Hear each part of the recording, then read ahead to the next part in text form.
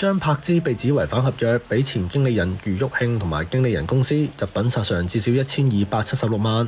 星期五，佢去到高等法院作供，佢話同原告余旭慶傾合約之前已經有13年嘅演出經驗，明白簽經理人合約要考慮嘅唔係錢而係誠信。如果好嘅話，會一世當對方係屋企人。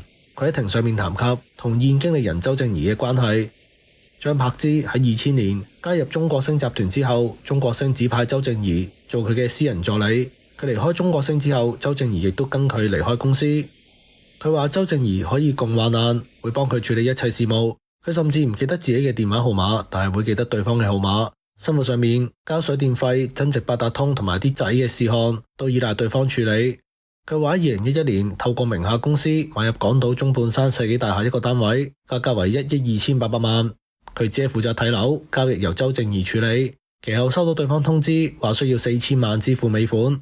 張柏芝先後向3位娛樂圈人士求助，但未有成功。最後接觸原告余旭慶，佢否認有叫對方契爺，亦都唔清楚佢係咪認識自己爸爸，直言個個都話識我爸爸㗎啦。聆訊繼續。